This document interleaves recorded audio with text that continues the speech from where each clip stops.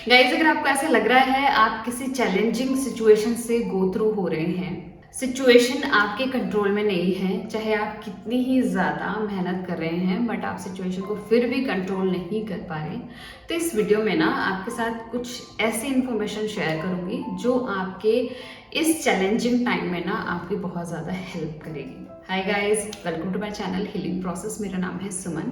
अपने इस चैनल पर मैं एनर्जी से रिलेटेड, रिलेशनशिप से रिलेटेड और इनोवोक प्रैक्टिसेस से रिलेटेड कंटेंट शेयर करती हूँ।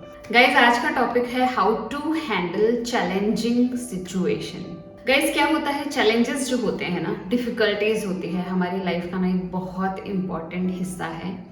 ये हमें दिखाता है हमने कितनी ग्रोथ कर ली। अगर आज आप अपने पास्ट को देखेंगे तब आपको पता लगेगा कितनी सारी डिफ़िकल्टीज़ आपने फेस की है, आपने उनको कैसे ओवरकम किया है और आज आप यहाँ पर इतनी मेहनत कर कर पहुँच गए हैं।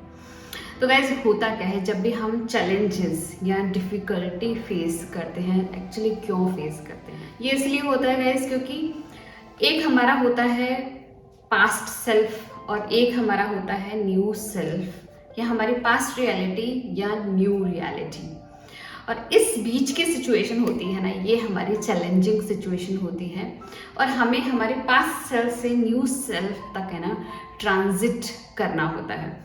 इस प्रोसेस में हमें क्या करना होता है, हमारी ओल्ड रियलिटी है ना, उससे रिलेटेड जितनी भी चीज़ें उनको लेट गो करना होता है और जो हमारी नई रियलिटी है, जो हमने हमारे माइंड में इन्विजन की है कि मैं ऐसा करूँगी, मैं ऐसी बनूँगी, तो उससे रिलेटेड चीज़ों को मुझे एक्सेप्ट करना होता है। लेकिन प्रॉब्लम आती है जब हम इस ट्रांजिशन में ना बहुत ज़्यादा रेजिस्टेंस रखते हैं, चीज़ों को एक्सेप्ट नहीं करते हैं। फर्स्ट ऑफ ऑल, रेजिस्टेंस इसलिए आता है क्योंकि हमारा जो ईगो माइंड है ना, कुछ भी नया नहीं करना चाहता। कुछ भी नया या अननोन करना है ना, हमारे ईगो माइंड के लिए बहुत ज़्यादा डरावना होता है। उसे बिल्कुल भी पसंद नहीं है हम कुछ भी नया करें। बस इसी वजह से हमें ये चैलेंजेस फेस करने पड़ते हैं। एक्चुअली ये छोटी छोटी चीज़ें ना हमें चैलेंजेस लगने लग जाती है। इस समय पर इन चैलेंजेस की वजह से क्या होता है, हमारा जो फोकस है ना बहुत ज़्यादा नैरो हो जाता है। हमारा फोकस बहुत छोटी छोटी माइन्यूट प्रॉब्लम्स हो जाती हैं, जबकि हमारा फोकस होना चाहिए हमारा ब्रॉडर विजन, हमारा न्यू विजन, जो हमने रियलिटी में जिसमें हम ट्रांजिट करने वाले हैं, वो हमारा फोकस पॉइंट होना चाहिए। लेकिन इस प्रोसेस में, इस ट्रांजिशन में ना हमारा फोकस पॉइंट हो जाता है बहुत छोटी छोटी, बहुत माइन्यूट चीज़ें। फॉर एग्जांपल कि जैसे अभी मेरे पास कोई जॉब नहीं है, लेकिन मुझे वो पर्सनालिटी बनना है जिसके पास एक जॉब हो।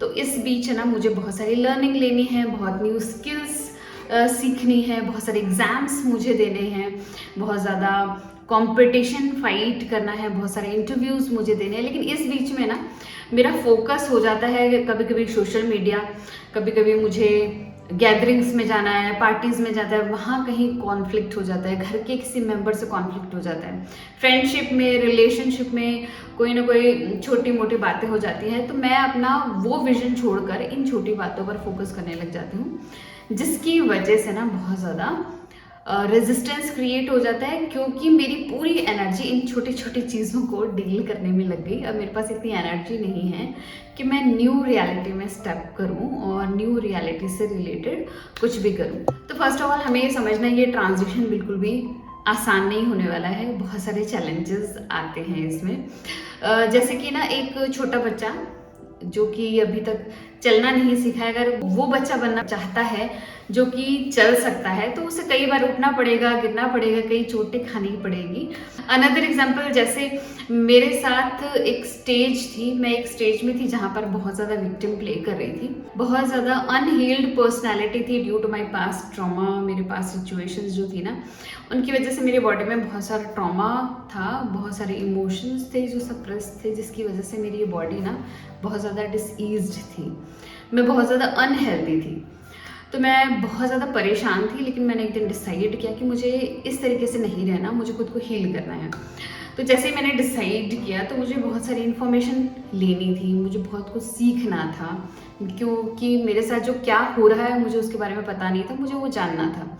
लेकिन हो क्या रहा था, मेरे बहुत छोटे बच्चे थे, मेरे पास एक जॉब थी ऑलरेडी, जैसा आपको पता है मैं एक गवर्नमेंट एम्प्लॉय हूँ और मेरे पास एक हाउस होल्ड है देखने के लिए। तो इस बीच में ना ये जो लर्निंग है मेरी, उनकी तरफ फोकस नहीं जा रहा था, मैं खुद के साथ टाइम नहीं स्पेंड कर पा रही थी। तो मैं उस टाइम मेरा जो इन चैलेंजेस की वजह से ना मेरा फोकस बहुत ज़्यादा नैरो हो गया। मैं बहुत छोटी छोटी चीज़ों पर है ना अटकने लग गई और उनको ज़्यादा तवज्जो देने लग गई, जबकि वो चीज़ें ना बहुत ज़्यादा मायने थी, वो इतनी ज़्यादा इम्पोर्टेंस ही नहीं रखती थी। और ऐसा ही होता है जब भी हम एक स्टेज से दूसरी स्टेज में ट्रांजिशन कर रहे होते हैं ना, तो बहुत सारी डिफ़िकल्टीज़ हमें फेस करनी होती है।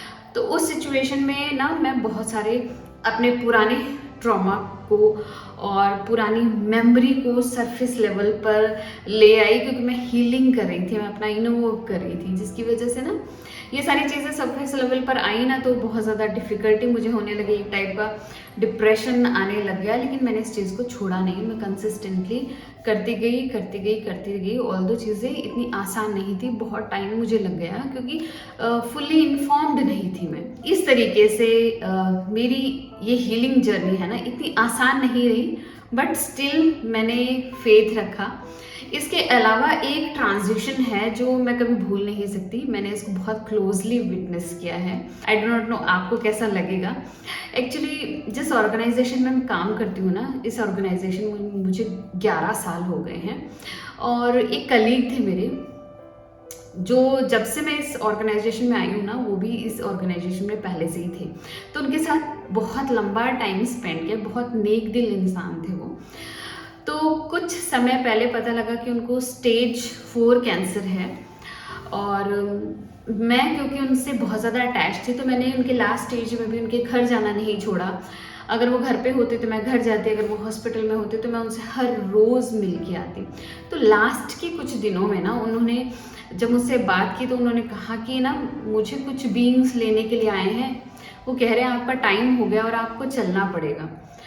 दैट डे ना आई गॉट टू नो कि कोई इनविजिबल पावर है जो उनकी इस ट्रांजिशन में हेल्प कर रही है। लेकिन इशू ये था कि वो अपनी फैमिली से अटैचमेंट्स को नहीं छोड़ पा रहे थे, क्योंकि हर इंसान का ना अपनी एक फैमिली होती है, बहुत सारे अटैचमेंट्स होते हैं, एंड इस फिजिकल बॉडी को लेकर तो वो उस नए वर्ल्ड में ट्रांजिट नहीं कर सकते। तो इनको स्टॉप कर रही थी इनकी फैमिली की अटैचमेंट और ये फिजिकल बॉडी। लेकिन मैंने देखा जब वो इस चैलेंज से गो थ्रू हो रहे थे, इस डिफ़िकल्टी से गो थ्रू हो रहे थे, तो एक टाइम आया जब है ना उनकी बॉडी डिटोरिएट होने लग गई, और जब उन्होंने इस बॉडी को छोड़ दिया ना, तब वो नए वर्ल्ड में ट्रांजिट हो पाए। ऑफ कोर्स ये चीज़ बहुत मुश्किल थी, बिल्कुल भी आसान नहीं थी। जब मैंने अपनी आंखों से ये ट्रांजिशन देखा ना, तब मुझे पता लगा कि कितने सारे हमारे अटैचमेंट्स होते हैं जिनकी वजह से ना हम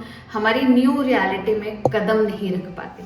बस हमें इसी बात को ध्यान रखना है, अगर हम हमारी लाइफ में कोई चैलेंज फेस करें, डिफ़िकल्टी फेस करें, है ना, इट मीन्स कि हमने ना कई पास्ट चीज़ों को होल्ड कर रखा है, एंड ऐसे पैटर्न्स को होल्ड कर रखा है, ऐसी मेमोरी को होल्ड कर रखा है, ऐसे पास्ट ट्रॉमा को होल्ड कर रखा है, जो कि अब हमारे लिए इम्पोर्टेंट नहीं है, क्योंकि हम एक नई रियलिटी में जा रहे हैं, वहाँ पर इन चीज़ों का कोई काम नहीं है। तो अगर हम ये सीख जाए ना कैसे इन अटैचमेंट्स को हमें धीरे धीरे लेट गो करना है, तो ये ट्रांजिशन हमारे लिए बहुत आसान हो सकता है। तो कुछ चीज़ें मैं आपके साथ शेयर करूँगी कि आप कोई भी ट्रांजिशन से गो थ्रू हो रहे हैं। फर्स्ट ऑफ ऑल बिलीव कि एक इनविजिबल हेल्प है जो कि हमेशा अवेलेबल है, लेकिन हम उसको देख नहीं सकते। तो हमें बस हेल्प सीख करनी है उस इनविजिबल हेल्प से, और आई विल से कि हमको हर तरीके से हेल्प सीख करनी है। हम किसी कोच को हायर कर सकते हैं, किसी मेंटर को, किसी गाइड की हेल्प ले सकते हैं, या फिर किसी बहुत नॉलेजेबल पर्सन की भी हेल्प ले सकते हैं, उनसे राय ले सकते हैं कि मुझे अब इस सिचुएशन में क्या करना चाहिए। सेकेंड थिंग इज़ हमें जितनी ज़्यादा हो सके ना इन्फॉर्मेशन लेनी है। हमें इन्फॉर्मेशन लेनी है कि हमारे साथ अभी क्या हो रहा है, हमारी प्रेजेंट स्टेट के बारे में हमें अवेयर होना है, और हमें अवेयर होना है कि इस सिचुएशन को ओवरकम करने के लिए ना मुझे कौन सी स्किल्स लर्न करनी है, मुझे कौन सी इन्फॉर्मेशन लेनी है। Third thing is have a bird eye view.